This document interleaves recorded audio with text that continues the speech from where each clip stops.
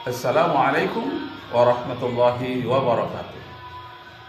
Nashkurullah syukran katsira bi qiraatil hamdalah ala hidayatihi wa taufiqihi alladhi nahnu na'isu biha wa nusalli wa nusallimu ala sayyidina Muhammadin ala juhdihi wa bazlihi litablighi syara'illah hidayatan lana. Amma ba'du, askurukum syukran jazila ala masahilatikum bil huduri fi hadzal fasli. Sawfa yasiru alaikum khutbati ala lughatil Indonesia, khususan ikhwani wa akhawati al-izzai wal asdiqai wa zumala'i kama araftum al-an kama ra'aitum. Sebagaimana Anda lihat, al-an, saya sekarang ini nabahas nahwa syai'un ala da'wah islamiyah. Insyaallah kita akan membahas tentang mulut yang runcing seperti jarum yang menusuk hati orang yang sangat pedih. Jadi mulut yang runcing yang dapat membuat hati orang menjadi pedih dan perih. Bapak Ibu saudara-saudara sekalian, kadang-kadang kita tidak menyadari betapa ucapan yang kita lontarkan itu setajam jarum, sehingga disebut dengan mulutnya runcing seperti jarum suntik yang amat pedih menusuk hati orang lain. Masya Allah. Allahu Akbar, Allahu Akbar, Allahu Akbar, la ilaha illallah, Allahu Akbar, Allahu Akbar, walillahil hamd. Baiklah, ada 5 peringatan dari Rasulullah itu yang menusuk hati kita jadi pedih, amat pedih, setajam jarum suntik yang lengket di hati kita bagi orang yang mengerti. Apa dia? Ya'ti 'alan nasi zamanun, akan datang suatu masa, kata Rasulullah, zaman yang disebut dengan khadda'un, zaman kacau balau, zaman pancaroba, zaman galau, dan zaman yang tidak menentu di negeri yang antah berantah. Ini maksudnya di negara mana saja, tak disebutkan namanya. Tapi akan terjadi di akhir zaman suatu yang disebut sanawat al-khadda'ah, tahun-tahun yang gila. Amerika gila, Israel gila. Bagaimana kalau dunia ini sudah gila? Disebutkan satu, tusaddiqul kazib, ya, tusaddiqul fihal kazib. Di zaman itu nanti akan dibenarkan orang-orang yang suka berdusta. Jadi pendusta dari Israel, pendusta dari Amerika, pendusta dari partai-partai tertentu, pendusta dari oligarki yang suka menyogok, itu akan dianggap benar, akan dibenarkan. Yusaddiqu al-kazib, akan dibenarkan orang, para pembohong itu. Kenapa?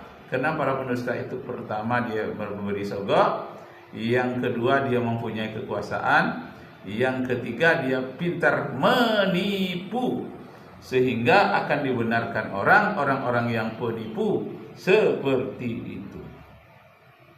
Yang kedua, ini lebih tajam lagi, lebih tajam dari pedang, lebih tajam daripada jarum suntik, dan mulutnya lebih runcing daripada jarum suntik itu, menusuk hati manusia.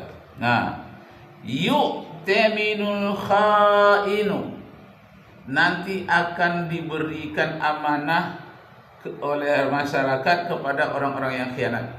Nah, orang-orang yang khianat, orang-orang koruptor, mantan koruptor, akan diberi amanah dan dipercayai. Masya Allah.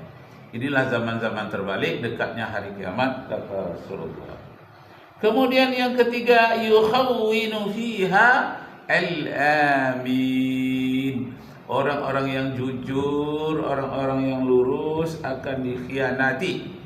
Orang-orang yang modelnya seperti Habib Rizik, orang-orang yang seperti Anies Baswedan, orang-orang yang seperti mantan Panglima ABRI itu, Pak Bob, itu akan disingkirkan. Orang-orang yang jujur, yang lurus itu akan disingkirkan. Jadi disebut dengan yukhawinu, mereka akan dikhianati. Orang-orang yang jujur itu, alim ulama yang jujur akan dikhianati. Yukhawinu fiha amin, akan dikhianatilah orang-orang yang jujur, orang yang lurus, orang yang ikhlas.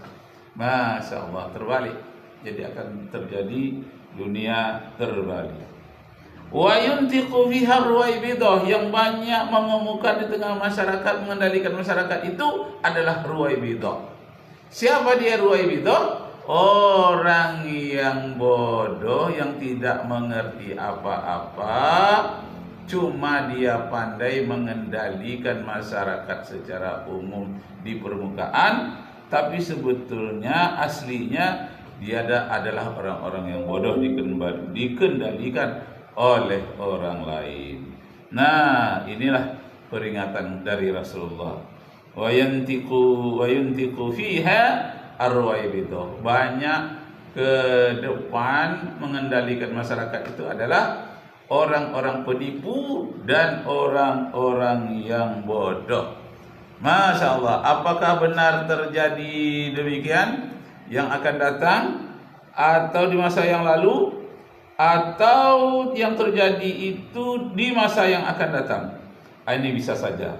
Yang jelas ada peringatan dari Rasulullah sallallahu alaihi wasallam.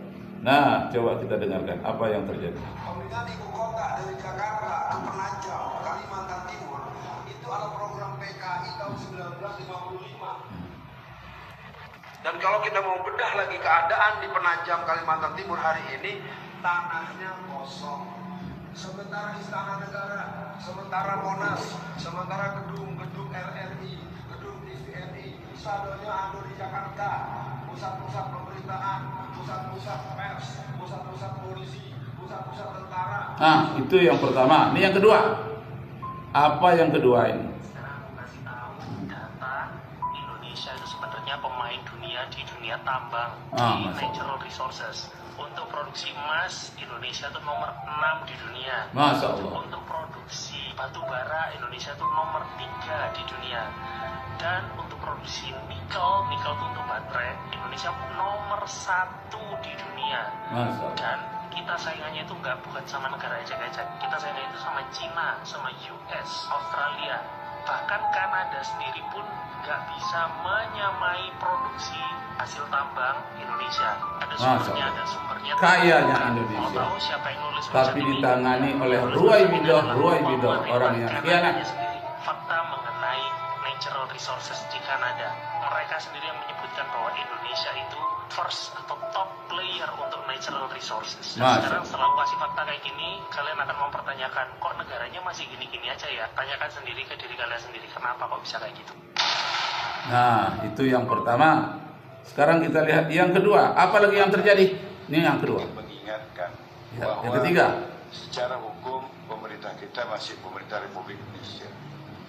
Secara politik, ya memang mereka masih dipilih secara demokratis oleh warga negara Indonesia. Tapi secara sosiologis ada impossible hand yang mengendalikan jalannya pemerintahan dan kekuasaan politik di Republik ini. Masya Allah. Ya, kita nggak tahu apa itu, tapi yang kita khawatir adalah munculnya kembali tanda-tanda kebangkitan PKI. Saya guru sejarah 12 tahun. Yang penatar P4 saya 10 tahun. Saya peserta terbaik 1 penatar P4 tingkat nasional angkatan kelima di Sumatera Utara. Dia terbaik 1. Kenapa? Karena saya bisa menjelaskan Pancasila itu dengan data sejarah. Nah, Kenapa saya yang khawatir adalah kebangkitan PKI? Begini, dulu ketika PKI... Nah, itu yang ketiga. Kemudian yang keempat. Nah, ini lagi. Ini perlu kita renungkan.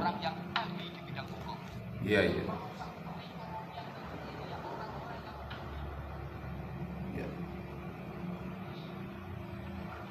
Yang merusak perpajakan siapa? Ya orang-orang pajak sendiri. Masya Allah. Betul? Ya, maaf. Yang menghabiskan duit negara, jatahnya rakyat, itu orang bodoh apa orang pinter? Orang pintar. Orang pinter. Orang bodoh sebenarnya pengen, tapi nggak ngerti caranya. Iya. Maka saya berani bersumpah di malam nuzulul Quran ini, demi Allah, yang merusak hutan di Indonesia ini bukan orang hutan. Masya Allah. Demi Allah.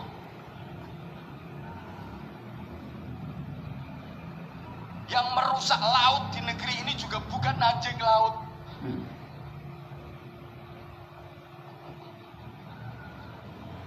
Masya Allah. Siapa yang merusak? Yang merusak hutan di negeri ini bukan orang hutan. Ya orang-orang yang pinter, tapi moralnya lebih bejat daripada orang hutan.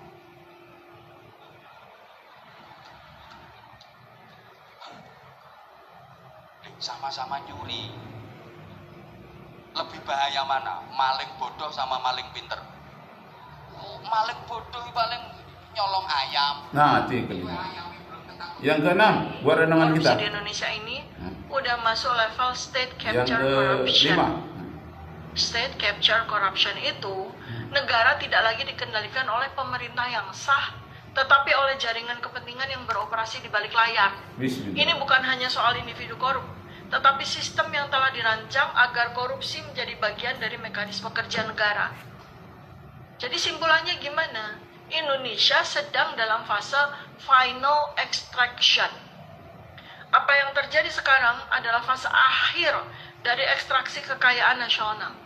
Sebelum transisi besar, peradaban baru masuk ke era AI, masuk ke era depopulasi, atau terjadi perubahan geopolitik global yang sangat ekstrim. Mereka yang berada di puncak piramida sedang mempersiapkan diri, sementara rakyat dibiarkan menghadapi kehancuran yang tak terhindarkan. Masya Allah. Maka pertanyaannya bukan lagi mengapa korupsi merajalela, tetapi bagaimana rakyat bisa keluar dari skenario kehancuran ini tanpa hancur habis. Maka saya menawarkan solusi. Bagaimana sejak sekarang Anda tuh semua tuh sadar Anda menjadi korban dan akan ditinggalkan dalam kehancuran ketika muanya itu sudah diekstraksi secara maksimal oleh mereka, sehingga Indonesia itu ibarat kata binatang udah nggak ada darahnya lagi. Atau manusia yang darahnya udah dihisap habis-habisan, kita udah nggak bisa apa-apa. Jadi sekarang tuh yang harus dipikirkan oleh masyarakat, kalau memang masyarakat menolak IQ-nya 78, harus sudah bisa berpikir bahwa harus ada sebuah sistem. Nah, itu yang ke-5. Terus sekarang yang ke-6 yang harus kita renungkan. Anda tahu Pak, Presiden organisasi Islam di Eropa sampai mengatakan, jadi ada organisasi-organisasi Islam di Eropa, ada presidennya, ada pimpinannya. Pimpinannya ini mengeluarkan pernyataan, selama ini orang Eropa masuk Islam per hari 40 orang, alhamdulillah. Tapi semenjak pecahnya Tufanul Aqsa di Gaza, jumlah orang Eropa yang memeluk Islam menjadi 800 orang per hari, Pak. 20 kali lipat, Masya Allah Ta'ala. Dan itu kenapa? Karena bangsa Barat, Nasrani umumnya, mereka penasaran apa yang membuat anak-anak Gaza itu begitu sabar. Mereka sudah kehilangan ayah, kehilangan ibu, kehilangan rumah. Mereka nggak punya makanan, nggak punya minuman, nggak punya air bersih. Ya, pergi ke rumah sakit sudah hancur dibom sama Israel. Tapi mereka kalau ditanya, maukah Anda meninggalkan wilayah Gaza jika perbatasan dengan Mesir dibuka? Mengungsi ke sana? Dia bilang tidak. Ini negeri kami, ini negeri ayah ibu kami, ini negeri kakek nenek kami. Dan di negeri ini ada Masjidil Aqsa. Kami menjaganya. Masya Allah Ta'ala. Saudaraku rahimakumullah, kita berhutang budi sama mereka. Kita berhutang budi. Karenanya khatib meminta satu hal saja kepada jamaah sekalian. Tolong masukkan mereka dalam doa-doa saudara. Jangan biarkan satu hari pun berlalu Anda tidak mendoakan mereka. Saya sudah sampai ke tingkat meyakini kalau ada seorang muslim di zaman sekarang tahu berita tentang Ardul Mubarakah ini, tentang Gaza ini, membiarkan hari demi hari berlalu tanpa mendoakan mereka, berdosa orang ini. Masya Allah. Nah, demikianlah Bapak Ibu saudara-saudara sekalian, banyaklah kesalahan kita seandainya kita tidak membantu orang lain dan tidak berdoa untuk saudara-saudara kita yang tertindas, dan tidak pula memperhatikan pengangguran yang begitu banyak di negara kita Indonesia, koruptor yang semakin merajalela, dan banyak hal-hal negatif yang kita harus membalikkan keadaan menjadi keadaan yang normal, keadaan yang positif. Walau anna ahlal qura amanu wattaqau la fatahna alaihim barakatim minas sama'i wal ard walakin kazzabu fa akhaznahum bima kanu yaksibun. Arju bikum afwan in wajadtum fiha khata'at. Wassalamu alaikum warahmatullahi wabarakatuh.